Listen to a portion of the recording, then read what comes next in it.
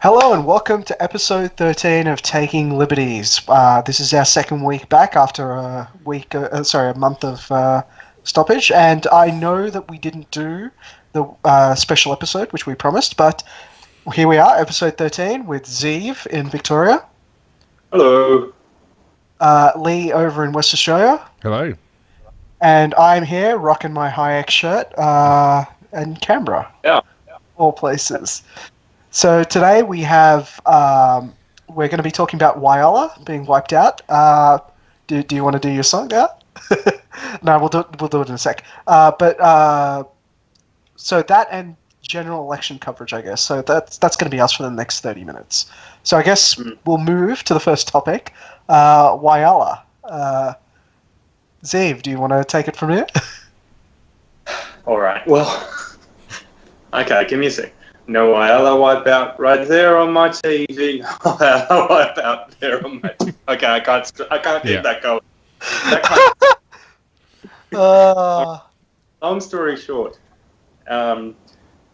Whyalla is a region in South Australia in which millions and millions of dollars have been shunted into over the years from state governments across the land, and South Australia really, and the feds. And now we're going to see, we saw before a big election campaign about the carbon tax closing Whyalla, sparking the Wayne Swan election song about it was Craig Whyalla Emerson. wipeout. It's Craig It was Emerson. Craig Emerson, I was going to say, yeah. Craig Emerson? Yeah, it was. Yeah. Oh, dear. Which is why it was even That's daggier. why, yeah. Yeah. So that was back in 2013, that little tiff. Tony Abbott won that little tiff, I suppose. And now Whyalla is still facing a wipeout, even without the carbon tax. And specifically, its steelworks are the big thing there, and they are going to face a shutdown, which, according to a bunch of studies put out by people called the Industrial Transformation Institute, that's going to cause a massive economic downturn in South Australia. So now the South Australian government is pouring millions and millions of dollars more into Whyalla to stop that from happening. And what do we think of that? Vicus. So you're handing it back to me. Well, okay, so this is just the logical, well, not the logical, but like the end point of a bubble that was created by government in the first place. And it's a lesson in why maybe centralization yields perverse incentives to basically not diversify your portfolio, or in this case, diversify the economic streams of that particular region. So, like under normal free market conditions, there is no reason there's no reason everything would be so concentrated in this one industry and just that one industry. It doesn't occur naturally. Yeah, of course it occurs. It occurs all the time. I mean, the thing about the area of Whyalla is they do iron ore mining there. So essentially the steelworks is an extension of the iron ore. And there's lots of towns that all they did was, growing wheat or growing sheep or, like all sorts of, and like there's Ravensthorpe in Western Australia where they have a big copper mine. So, yeah. Yeah, no, I should have been more clear with my words. I'm not saying that. What I'm saying is, in actual free market conditions, such things transform over time. Yes, they might start off in just that place, but over time they should shift away. You don't get these sudden blocks of now everyone's out of work sort of business. Well, yeah, interesting. I mean, I think it's more like, clearly it's uneconomical, and really, so I think there's like 11,000 people employed by the particular company that runs the steelworks, and they're just closing the steelworks. So obviously they've got other things going on. So it's 4,000 out of 11,000. So it's not even the entire workforce of this one particular thing. So first off, 4,000 jobs, okay, but there's still 7,000 other people working for this company, presumably, that's gone into administration. I mean, the thing is, even if the town was solely in steelworks, solely in iron ore, if it faces shutting down, then it's because of movements in the marketplace. It's to do with prices, and essentially, I mean, mines are constantly opening and closing. Constant and primary industry as a whole is constantly shifting based on prices. Farms that are super marginal, they'll close down in tough times, but they'll open up in boom times. The thing is, like, it's what Joseph Schumpeter called creative destruction. This steelworks going out of business. The capital and the people that go into creating that steelworks, well, that will go somewhere else and create something better.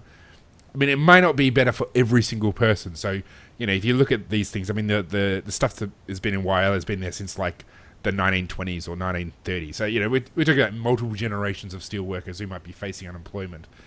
So maybe not every single one of those workers will be better off. But in the whole, like the whole of the South Australian economy, it is better that this thing falls over so that other things can take its place somewhere else in the economy. Can I briefly point out, well, I mean, all of that holds true under the current regulatory and taxation environment. I mean, what deserves to be pointed out is that, I mean, South Australia is still a highly regulated state, amongst the most regulated and taxed in Australia. And actually, they are reducing taxation over time, but that's still the case. Yep. So what we're seeing now is a regulatory environment that is punishing business and making it harder to do business. Yep. Now, I'm not saying that cutting the payroll tax would save this particular refinery. Maybe its costs are so incredibly high that the payroll tax of 5% wouldn't mark a dent in its overall operating costs. But on the other hand, let's bear in mind that a lot of these closures are happening because people just aren't letting businesses develop as they should. Anyway, well, in the case of steelworks, you can't deny the fact that steel prices around the world have basically plummeted because there's just an oversupply of it right now. And that's just, you've got China that's slowing down in development. You've got basically the rest of the world still kind of recovering from the GFC. I mean, there isn't as much demand for steel as there used to be. And yeah, you're going to experience this situation where you've got these steel mills here in Australia, which, barely cater for local demand, dealing with a lack of demand in general. Yep. So they're going to have to shut down. I mean, it's also... Oh, sorry, keep going. Yeah, but I suppose the tackling point for me here is the entire concept of, I guess you could say, industry policy. And I just got reminded of another story in the last week where there was this campaign being run out of, was it the Project on Channel 10, where they wanted to $1. we're waging a war against $1 milk, and I'm sitting there. There seems to be this push in this country where we've got a nostalgia-driven public policy framework. Public policy for the family narrative. farm, for the business out there. Yes. Yeah. Despite the fact that it leads to enormous inefficiencies, enormous overproduction. And quite frankly, it's the same people that say, like, we need carbon taxes, we need to take better care of this earth. And I sit there and go, like, but you want to encourage overproduction. And I'm sitting there and going, you do realize that you're talking about policies that obviously cause detriment to the environment. And at the same time, you're basically saying, we need to support this. I don't get I don't get where this narrative comes from, and it doesn't make any sense to me. And then I guess another aspect. I mean, this is not just. I mean, I don't know the history of the particular steelworks in Whyalla, but if you just think about big projects in general, like, it attracts a lot of attention from parasitic forces within kind of the political economy. So you've got a union. So it's all these massive mining projects. They attract huge union interest, like, essentially, which drives up the costs of labour. which means that in tough times you can't cut wages because you've got these, essentially companies have to buy off unions by giving these very very generous contracts or generous agreements to the workers to stop them from striking because the government has protected unions from all sorts of reckless behaviour. And then you've also got bureaucrats just go, any successful enterprise, bureaucrats in it come sniffing around looking for things to regulate, like they, and so, maybe this is not the case with the Whaler, but any big enterprise, when you've got all these forces piling on regulation and piling on costs, that's true. When tough times come in, they can't cut costs, and that's essentially, at this point, if we had a more of a free market approach to all these things with less regulation, these steelworks and mines and whatnot, they could say, well, we're going to cut our costs X, Y, Z ways. But when there's no give, once you pile in all these regulations, once you pile in all these costs, there's essentially no give. So the only result is the company goes into administration and they have to start closing things down and start selling off assets. Or receive a bailout. Usually a cost, but go on. Sorry, Vickers. No, I just said that was my comment. Or receive a bailout. Yep. They become too big to fail. Well, they are getting a bailout from the South Australian government, and that's really the perverse thing here as well. I mean, more so than any. It's the latest perversity because that means that they're destroying jobs to create jobs. Yep. They're taxing people so that they can create and destroying jobs by imposing business costs in the form of high taxes, and then saying, "Oh, we're creating jobs over here," so that justifies it. It's ridiculous, and we really need to call that out every time it happens because I don't think that people will buy it if we really explain what it means. It's a simple concept, Higher business costs means more people go out of business. That's what taxes do. Yep. So destroying businesses across the strait is not going to, magically make us all more prosperous just because Whyalla has been saved. Yeah. Anyway. Well, I mean, if you look at the collapse of something like the Soviet Union, it happened because, every major enterprise that has government interest never fell over because essentially they just keep finding... Because, I mean, the only people they can tax are productive enterprises. It's productive businesses. Essentially they're going to find all this productive capital, find all this productive labour, and take it away to give it to unproductive uses. And when you keep doing that to every major enterprise, essentially you just start undermining your economy because there's no incentive. Well, this is why South Australia has amongst the highest unemployment rates in the country. But go on, Vickers. Yeah. No, everything you said is exactly right. But here's the interesting thing, and there's an econ talk that you can find on this, where they actually did examine the economics of the former Soviet Republic. And the interesting thing is our government contribution to the effectively what you would call economy is significantly higher now than what the Soviet Union had as its peak. So Soviet Union at its peak was only 23% of GDP was government spending, right? We are sitting at 26%. Yeah. Right? But I think the thing to bear in mind there is that, I mean, the Soviet Union didn't have property rights or... no, true.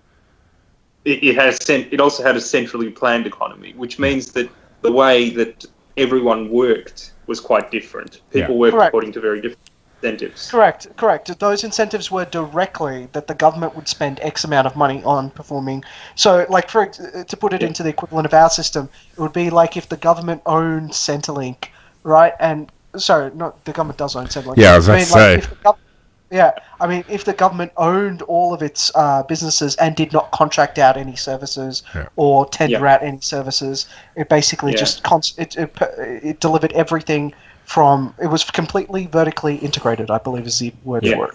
And basically, that would be legal would be for private businesses to have would be small shops at the Queen Victoria Market or the equivalent. That would basically be the only thing private businesses would be able to do. Correct. So we should actually talk about sort of the real human cost because, when these things fall over, especially if they've been propped up, I mean, I think about all the various car company workers who, multiple generations of men have been basically drawn into a job that had no future because it was based entirely on government subsidies and government programs. Maybe we should just briefly, before we move on, talk about, Well, here's the the actual I mean, how do even we that, help these Lee, I people? mean, So if, you know, go on. there's a reality that there are going to be 50-year-old men who are going to lose their job, and Yeah. it's one thing to say, oh, creative destruction, it's better for the economy, but there's actually a really human cost. So kind of what is the libertarian answer to genuine human misery caused by changes in the economy that result in jobs going away?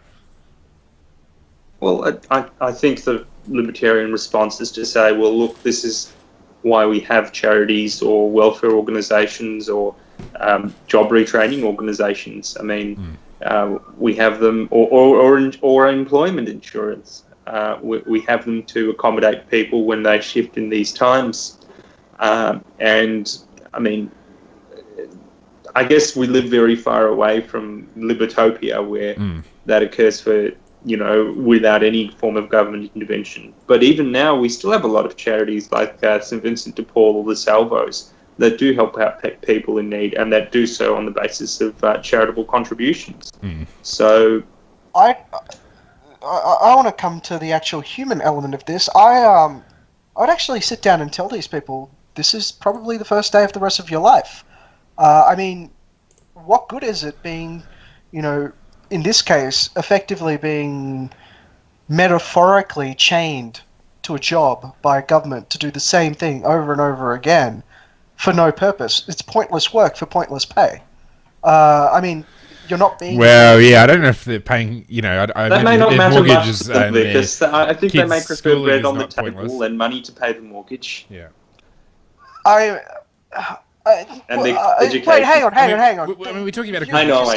Yeah, no, hang on. We're talking here about men that you've suggested are intergenerational, like multi-generation car makers. Sure. Right? And effectively, the truth of the matter is they've been indentured, well remunerated, but indentured to perform a function that doesn't actually achieve anything. There's no pride in that work, right? They're producing a car because the government has mustered a majority of people to pay for them to make this car. They're not making it to sell to people. They're making it because someone's paying for it. Yeah, and they've just managed to convince the majority to pay for it. I don't know if they'll see it that way. Yeah, no, I think they do take pride in their work, and certainly they take pride in raising their kids and owning a home and doing all the things that they may not be able to do once they've lost I their agree. job. I do take you meaning, because, and I do remember seeing, for example, articles from, not articles, but short media reports of how these workers would be, some of them at least, shocked that their fellow co-workers, for example, were slack sometimes or not really doing too much on the job. Yeah. I don't know if that's the prevailing condition, but I'm saying those were the reports that I read on the case. I absolutely believe that these men do take pride in their work, right? Which is why I would sit there, like I'm saying, the human element of this is explaining to them that effectively what they've been doing has been unproductive this entire time. They've been spinning their wheels. Yeah. I just don't know if that will really be the kindest thing to say to them at that particular juncture. Your entire life up to this point has been pointless. Yeah. Yes. Welcome to the rest of your life. And that's the truth. To be fair, No. If you're 55 or 60 and you're a few years away from retirement, and if there are no job prospects for someone like that, like it's going to be very difficult in the current environment. And I think that's part of the cruelty of how the government operates is that while they're regulating the shit out of all these things and taxing the shit out of these things, it means that there's less opportunities for those who lose their jobs. Especially there's been no innovation taken. That's the biggest problem. The thing is, I mean, if we look at places like the other thing you could say, and I don't know if people will really take it seriously, but you could point out, I mean, Singapore doesn't have a company tax. There's no requirement for one, really. Very small company tax. Yeah, it's got a 13% company tax. Yeah. No, 13. I'm sorry. Thank you for the correction. I don't know what I was on. The point is, a lot of the fact that these businesses aren't profitable is a product of the fact that they're being regulated and taxed out of existence. So, I mean, it's not much of a consolation, but it's something to say, well, look, if only you hadn't regulated and taxed the business out of existence, maybe it will be around.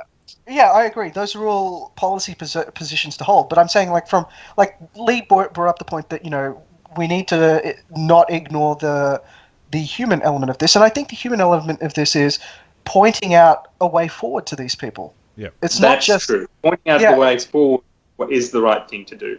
Yes, telling them that their whole life was a total waste of time, or their working life, not so much. Yeah. No, but okay, yes. Look, I want to tap into that element. Like, these people are not. The thing is, they're not they're not people that want to sit there and go take huge handouts from the government. The thing is, they actually think that they're doing something productive when in fact they're actually getting a handout. The thing is, you have to explain twofold, and I've said the thing is a multiple number of times now, but explain twofold that, what's actually happened here is that they haven't been productive in a long time, that they haven't been doing. Okay. They haven't been building things for people for a long time. And simultaneously, guys, some bad news. You've been on welfare for the past few decades. You're going to have to go out and find a real job now.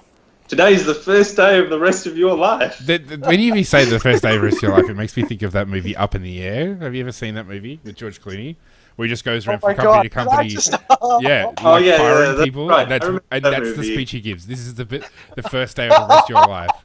And there's this great scene, and maybe we should put it in the show notes. There's a great scene with J.K. Simmons, who played J. Jonah Jameson in the Spider-Man movies, the first three, where he's just like, you are so full of shit. Like, it's just the greatest thing.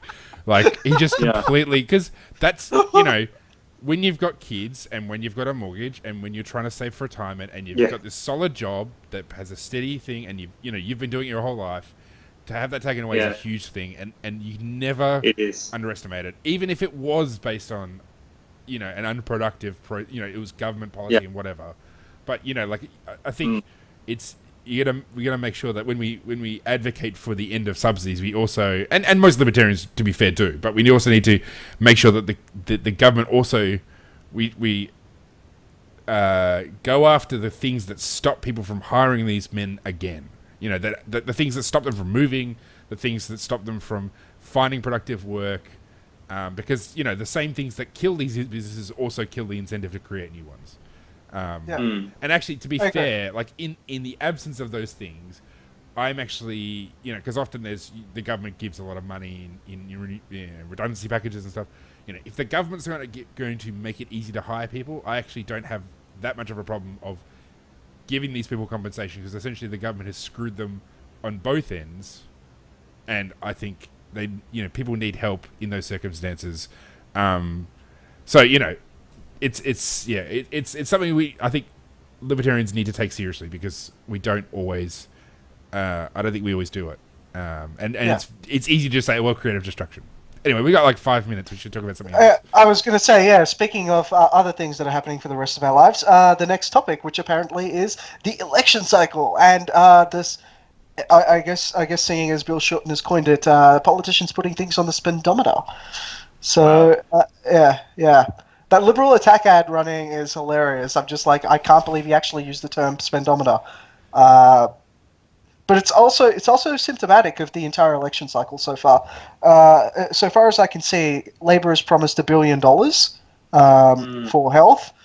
The Liberals have promised, God knows, I haven't actually tallied up the total amount, but millions of dollars here, there, and everywhere on roads and rail projects. I mean, there's a lot of spending being thrown around. I have no idea how they're going to pay for it all. Yeah, and they don't either. In fact, they haven't got a plan to fix how they're going to spend, how much money they're already spending, let alone before they start promising more stuff. So, well, this is the thing. I mean, it's incredible that both parties are treating taxpayers' money like it was confetti and just handing it out like it was there's no tomorrow. See, I like to look at it like a civil forfeit assuture, civil forfeiture, just of the entire country. And then the election being like a for sale sign on all of it, and going how would you like some of this? How would you like some of this? And people just don't realize it's their property. I mean, it's essentially so idiotic that I literally have nothing more to contribute than what we've said every single week of this show, and Mm. it's just it's like I'm past the point of despair. Like there is you feel sad, and then you push through it, and there's just this world of like mourning. It's just I live in an existence where I can't deal with it. Like I just ignore it because to think about it is too painful. Okay, so at the Friedman conference. Well, can I just say, guys? I mean, look, this will be a free market. This will be. Let me just say. Well, this is a Liberal national government, guys. It is a free market government. It is committed to ensuring that Australians are free to choose their own directions, whether it's their business or their profession or their family. Please tell me. So they've got to. So freedom is the key point. I mean, perhaps it's a bit simplistic, but one way you can say it, you can describe it as the Liberal Party and the National Party too. Our coalition partners, we believe that the government's job is to enable you to do your best. Okay. When did you say that? 21st of September 2015, with Lee Sale. There you are. It's a free market government, guys. I don't know what you're talking about.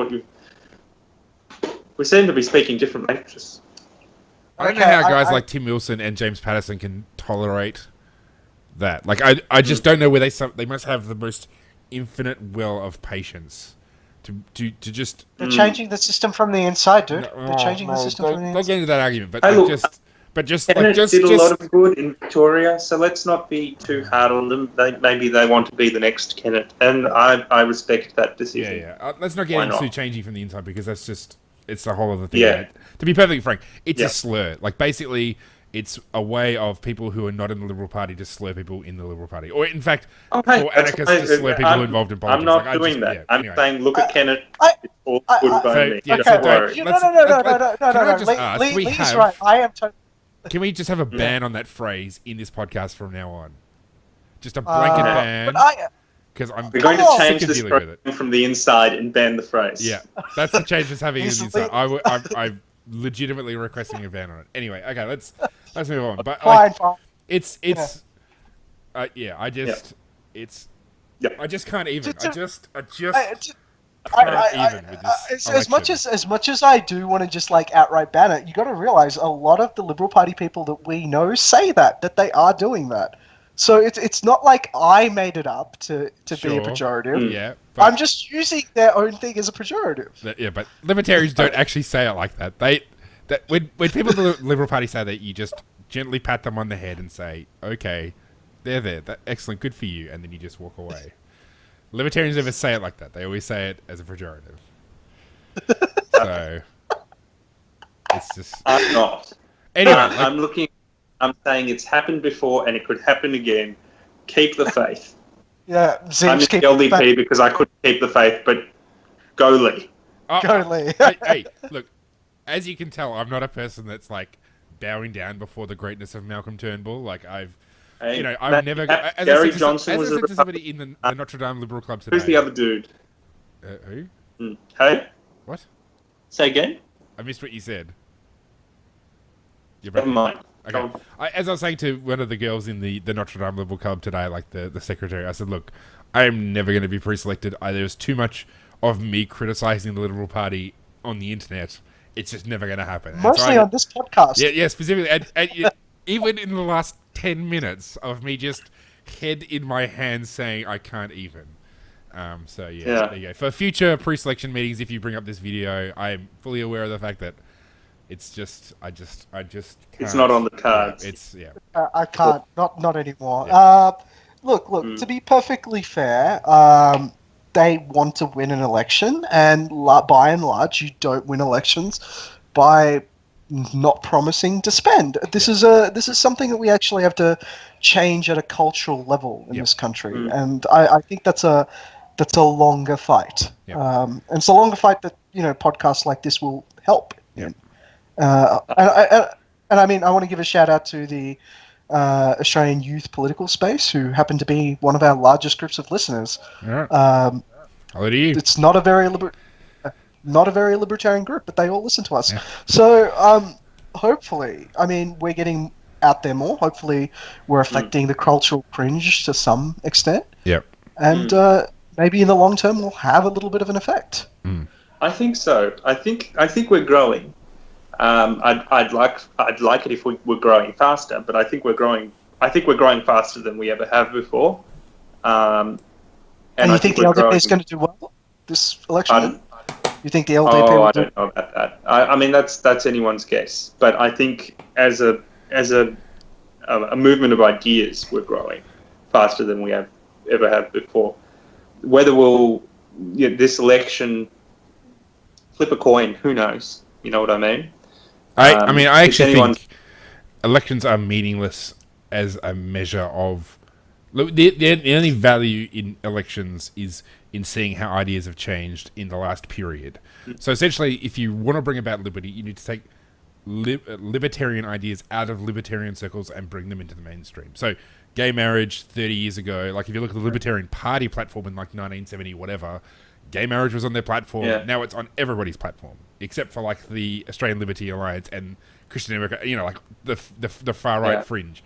Everybody's on board for that. And that's that. I think as a movement, I mean, and the Liberal Democrats are up to 10,000 members. The IPA is 3,700. We're growing at a much faster rate than ever before, and it's because of social media, and it's because we don't have to get into the press as much anymore. We can just convince people person by person through social media. Sure, but 10,000 people in a political party is a drop in the bucket. It is. And it is. And to be fair, I mean, you might not even have 10,000 people like voting for you in the end. It's the way real people actually think about how they vote and their calculation is an interesting process. And even in the Liberal Party, like even seeing how people think in the Liberal Party about voting is a very interesting thing. So like political parties are not monolithic entities, and not even small parties are monolithic entities. And I think really like it's 10,000 people, even 13,000, even 20,000 people, even 50,000 people is a drop in the bucket. What you really need to be doing is making libertarianism mainstream, and not by making people libertarian, but taking the ideas out of that sphere and making them, bring them into the mainstream where they're adopted. So there's some things now that are just incomprehensibly crazy. I mean, put it this way: I see a lot of young Australians and some older Australians, and a lot of young Australians posting on, libertarian groups, libertarian Facebook pages, and it gives me hope. That's all I'm saying. Yeah. And these are people who aren't politically involved. They're just Joe Blog with the random Facebook photo of, say, him and his wife, or him and his, motorbike, or him and his, you know what I mean? And it gives me hope, because these are just ordinary people who are getting inspired by our ideas. Which is excellent. On that hopeful note, I'm hoping to end it, because I just realized we're over the 30-minute mark. Yeah. I'm just like, guys, wrap it up. I know.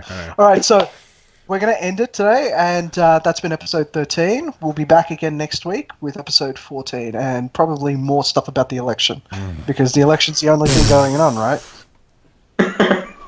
Kill me now. Yeah. Yep. All right. Okay. See everyone next week. See ya. Ciao.